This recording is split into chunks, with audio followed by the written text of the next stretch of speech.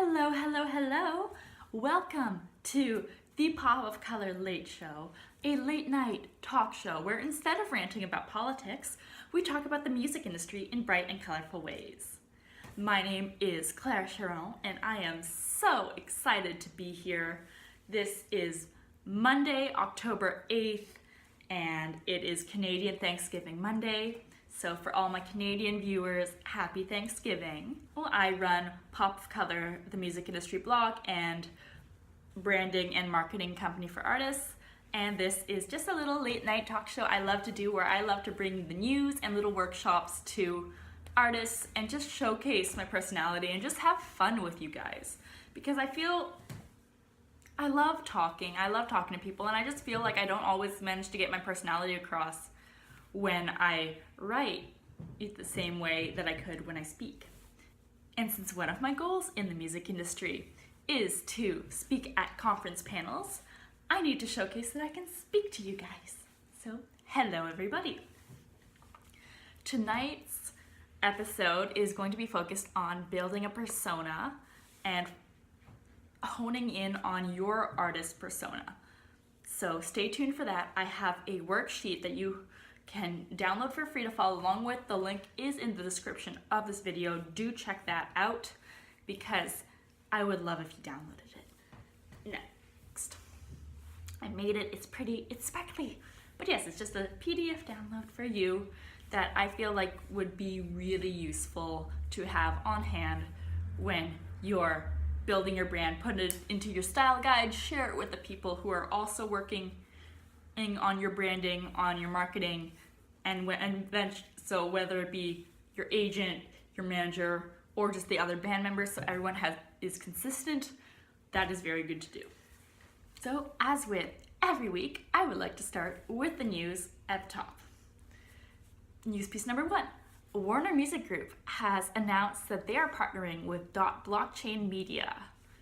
I told you about this. I am very excited to have been ahead of the curve. I wrote an article about this. I even did a live show about this. I can't link it in the description, unfortunately, because Facebook doesn't like this article. They think I'm trying to sell cryptocurrency, which is not what blockchain is. But yes, this means that songwriters are going to be able to get paid via direct deposit their royalties through embedding the credits and the splits in the DNA of the song upon exporting the stems from the DAW, exporting the files from your digital audio workstation. So that is very, very, very exciting. And this means that PROs, so whether it be SOCAN in Canada, ASCAP, BMI in the States, CSAC, that's the other one, sorry, and other international ones, don't have to rely on doing the paperwork, don't have to score through the databases and go do all that kind of office administration work. They can focus on more cutting edge stuff. They can focus on being more innovative and taking the next leap forward as opposed to going through spreadsheets. So that is very, very, very exciting. I'm gonna see if I can link the article in the comments of this video because it is a very good article that I really enjoyed writing. I got to interview one of the top people at Blockchain Media, and this is a very exciting time to be a songwriter and to be talking about songwriters to songwriters. So hi, songwriters! Second piece of news, happy birthday, Spotify! Woo! You lovely, lovely company are turning 10 years old, so congrats, the big 1-0. They grow up so fast. Third piece of news, so for those of you who have been in your app store or the Android equivalent lately, you might have noticed that Facebook is playing with a new update that allows people to add a song to their news feed and their Facebook stories. So please take a look at that. Please play around with that. I'm really excited to see how that works out, but the idea is simply you upload from the description. I haven't tested it out myself yet, but I want to try that this week, is you upload a photo and then under the sticker options, there should be a music sticker and it would give you a selection of songs you can choose from. So it's very much in beta testing right now, but heck with it, test it out. But if you are an artist with recorded music out there, perhaps clips of your own songs are available. Maybe you should have those in the status as a way, even if it's just background playing, it still is the touch point. If it plays over a certain amount of time, it counts as a stream, which means royalty money of that 0.0006 cents or however much it is starts adding up. And last piece of news I wanted to just cover really quickly is Google Maps has added an integration into their app for Spotify, Apple Music, and Google Music, which means that now when you are driving and you have Google Maps on, you do not have to leave Google Maps to go change the song or fiddle with the streaming service, which means it's safer, your eyes aren't off the road longer than they have to be. And it just really shows that even though there's less money being made in recorded music right now, from the pure recording standpoint, music is a bigger part of the everyday life than it's been at any other period in time, if you ask me. It's just so integral to our culture and our everyday lives as humans in 2018. And I'm just really happy about that. And I think if we as people who work in music, who are musicians and love musicians, can find ways to build connections with fans, that's what it's all about, really. Really, and if you can't sell a CD, that doesn't mean you can't make it as a musician. You just gotta figure out something else. So I wanted to do a little bit of quick housekeeping before I jump into the main feature. So first things first, you may have noticed a different background. I have moved. This is day 8 of living in my brand new apartment. Just me and my cat. You see, I hustle hard to give my cat a good life, let's just say. So yes, no more roommates. I can decorate how I want. I am doing very, very, very well. I am so happy here. I've got a secondhand sofa. It's pink. It's very princess-like. You may have seen it in my Instagram pictures of Louise very happily princessing on it. There's a matching chair. I'm just really happy here. It's such a great place to get work done. It's very sunny. So yes, I wanted to share that with you. So while the video is exporting, I'm going to be continuing to unpack boxes. And the sooner I unpack boxes, the sooner I can invite local and visiting people who are visiting Ottawa, Ontario, Canada, over for tea, because tea parties, hooray. One of my other goals in the music industry, for those of you who I haven't had the chance to share this with, is to know everyone and host tea parties and just invite people. I want to be able to be that kind of socialite matchmaker in the music industry, in the sense of choosing my guest list perfectly so everyone meets someone they're looking for, in the sense of you're an artist looking for a producer who sounds like this, you're a producer looking for an artist that does this, this, and this. You were both invited at my tea party and seated next to each other. Let the magic begin. See, this is the kind of stuff I want to bring to the music industry. This is the kind of stuff I love. I love the fan building. I love the community building. So for those of you who are familiar with Ottawa, and even those who aren't, I have moved to Chinatown, which is very cool because I grew up in China. It's a great neighborhood. I'm really loving it. My dad got me a gag welcome gift.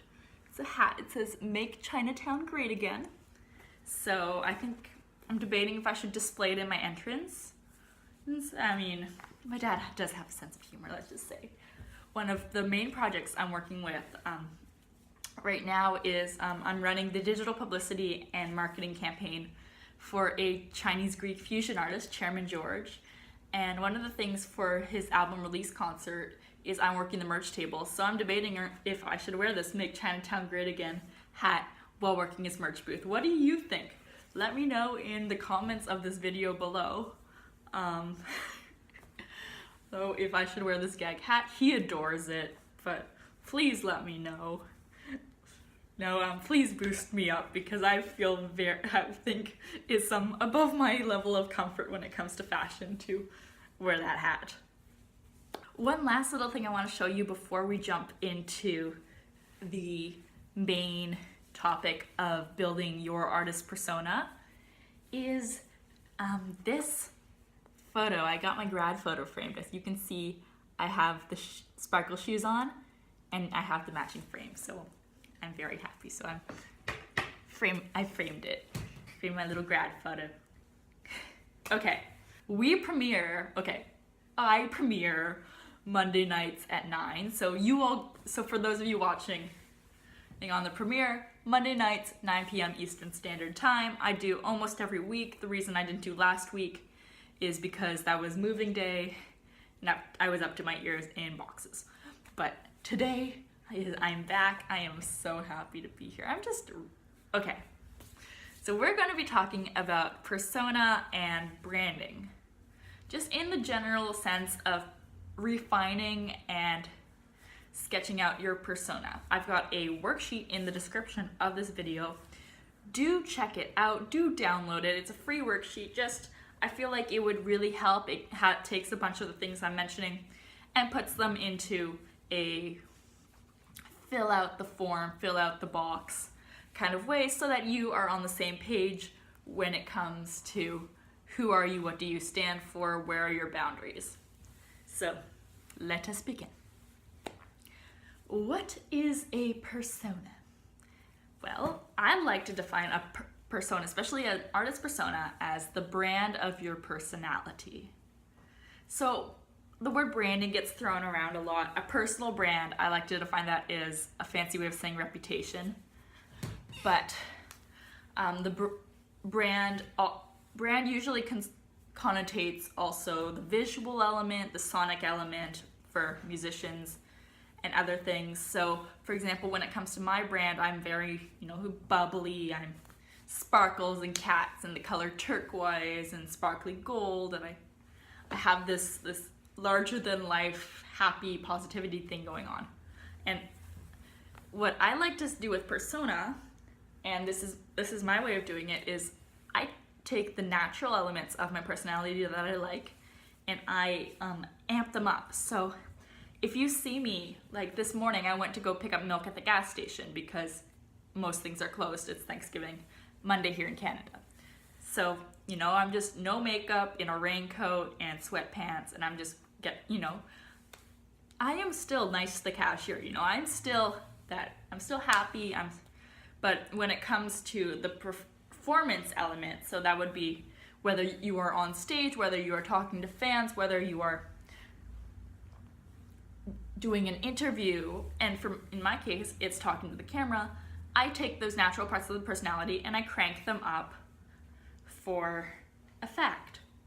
Just like when it comes to what a performing artist would wear on stage, they might take their natural style and formalize it, make it a little bit more formal, make it a little bit brighter, flashier, fancier. Persona is when you take your natural elements of your personality and you just crank them up to be a little bit more distinct, a little bit more bolder and easy to pick out. Sort of those of you who have ever done stage production, in the sense of acting on stage, you sometimes have to make bigger facial expressions and arm movements to really show what you're talking about and what you're doing than you would if you were in just a little room. So get that worksheet, let's go. The first step to figuring out your persona is setting your boundaries. So yes, if you are all about authenticity, I'm all about authenticity. I'm authentically this positive and happy. Some people are less happy and positive as part of who they are. Some people are more relaxed. Some people are, a little bit more cynical, but those of them who take the elements of their personality and are all about authenticity and want to turn that into their brand, there are boundaries that you are allowed to set between that separate the public persona of you as a performing artist, you as an entertainer, with the ones of you as just a regular person. So when setting your boundaries, it's just a matter of figuring out what are the lines you refuse to cross because you want to maintain some aspects of your personal life, of your private life.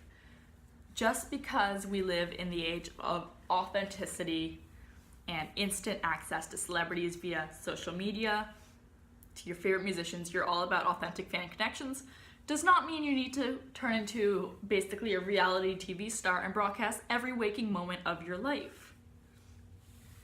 So here's some good boundaries to think about when setting. So do you have any family members, such as your parents, your grandparents, your siblings, if you're a parent, your children, and your significant other, who don't want to be on social media? Either you don't want them on your public social media.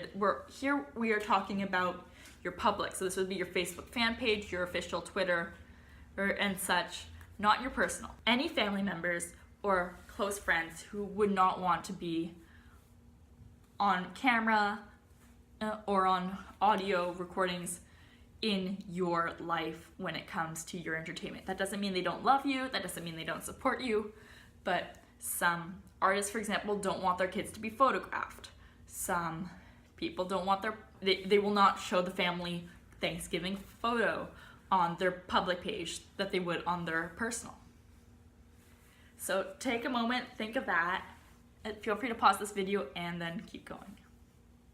Next, do you have any secret hobbies / guilty pleasures that you would not want your fans finding out about?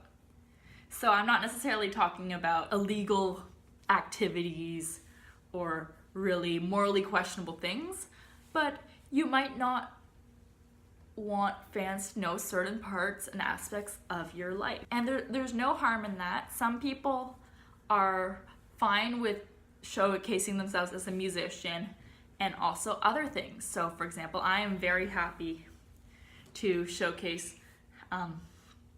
my cat, my tea collection, and I'm comfortable walking around my house with my camera on. I am very comfortable with that, but some people are not. So are there any rooms of your house that are off limits to the camera? I might walk around my living room, but I don't think I would ever take this show into my bathroom, for example. I'm very comfortable showcasing my cat. She adores the camera. So, there, think about that.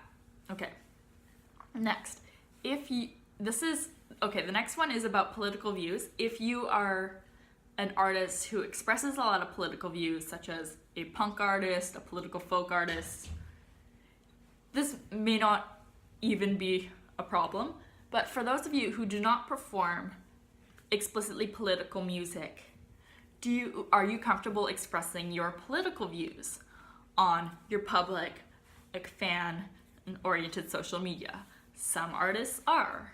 Some artists aren't. There's nothing wrong with that, but it's a very good idea to know and set aside where you stand, especially if you're working with, say, a band, because even if every member of your band is the type to have the same political views and leanings, you would not want one member who's captioning the Instagram to, mention a party member by name before you've all decided to just put the ideals out there, but not the actual party names, not the actual causes, specific legislation that you are voting for. For example, we live in a very politically divisive time.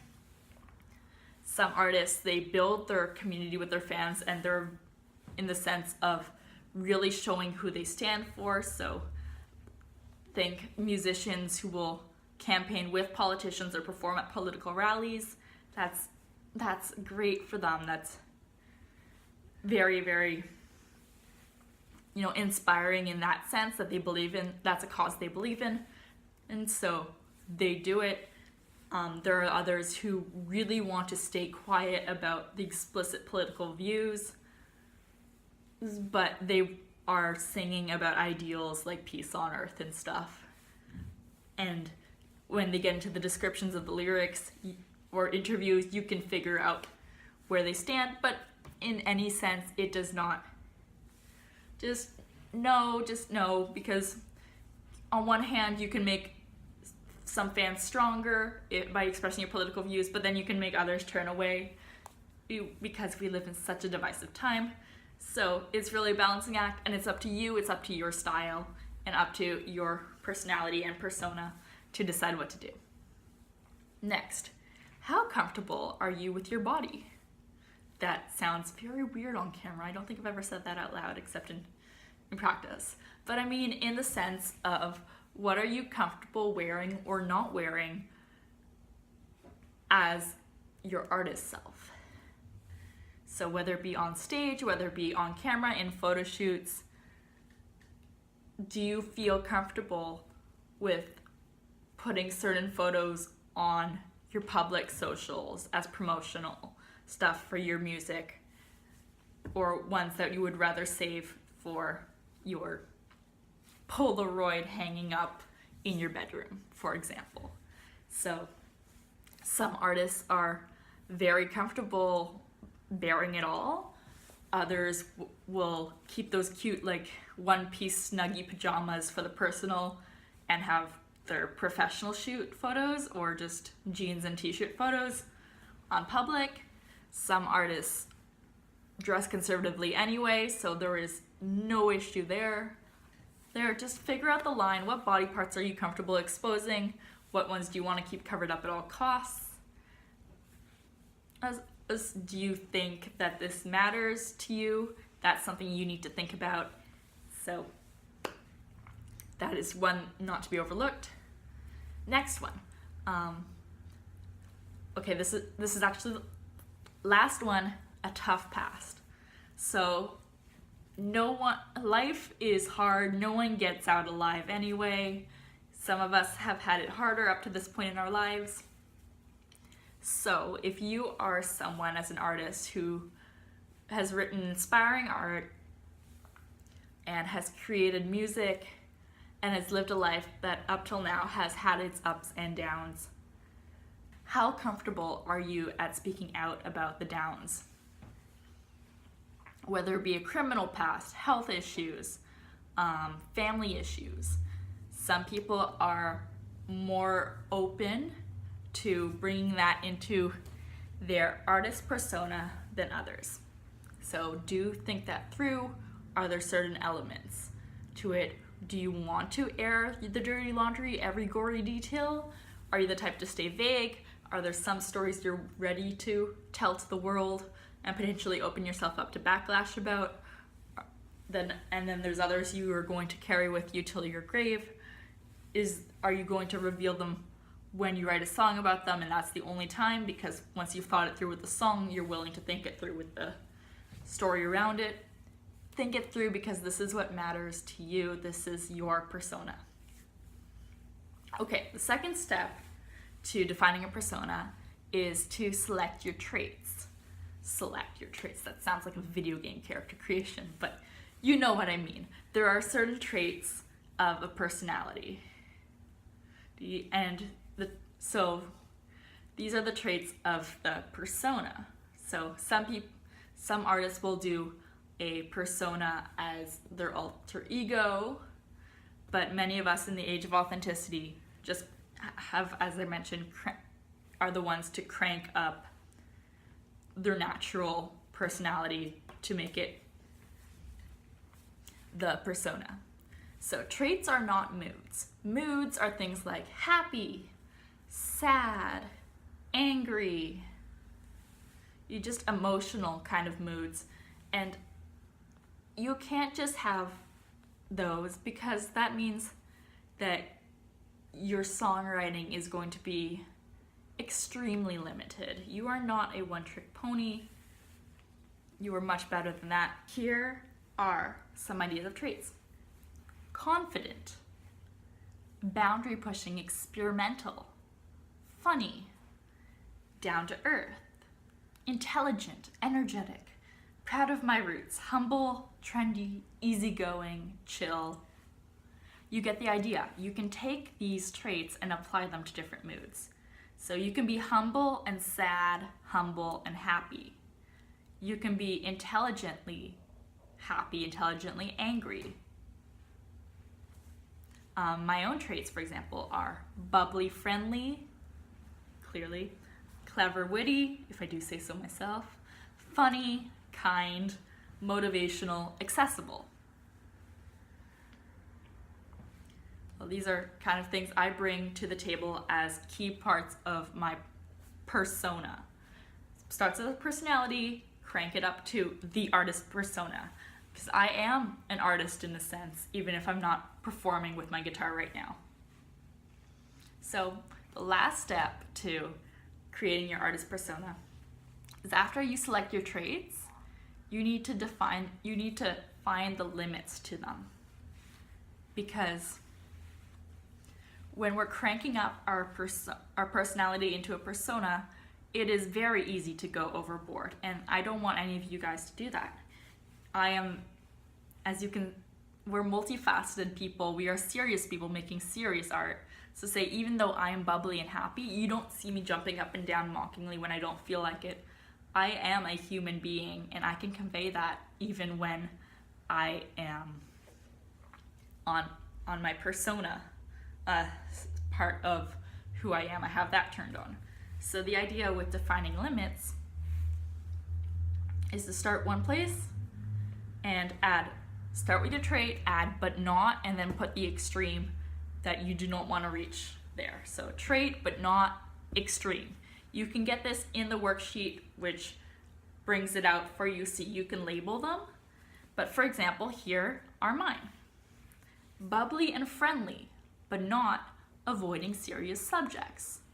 So you see, you got that? But that doesn't mean that I'm lighthearted and shallow. Shallow, I am able to be somewhere in the middle. Clever and witty, but not pretentious. Funny, but not goofy. Kind, but not meek. Motivational, but not guru-like. Accessible, but I don't oversimplify. So here are some other ideas. Down to earth, but not crude. Humble, but not insecure. Trendy, but not a slave to fashion. Energetic, but not hyper 24/7. Proud of my roots, but not a stereotype. Easygoing, but not a pushover. You get the idea. This is how you figure out where you stand and knowing where your limits. So if your personality trait is easygoing, but not pushover, and you find yourself playing up the easygoing to the point where you start feeling like you're becoming a pushover, then you know that it's time to reel back in and play it down a little bit so that you can stand up for yourself and so that you make sure you make the right choices for your career. So thank you very, very much for watching. Oh my goodness, I'm thirsty from talking for so long, but honestly, the time just whizzed past because I had so much fun. Thank you for joining me. Once again, my name is Clara Charron. I run Pop of Color. I've got links in the description, including the link to that free download for the worksheet. Do check that out. Happy Thanksgiving to my Canadian people. Happy Thanksgiving in advance to the Americans. Happy start of autumn to others in the Northern Hemisphere, and happy start of spring to others in the Southern Hemisphere. Have a nice week and be good to each other. Stay sparkly, stay colorful. See you.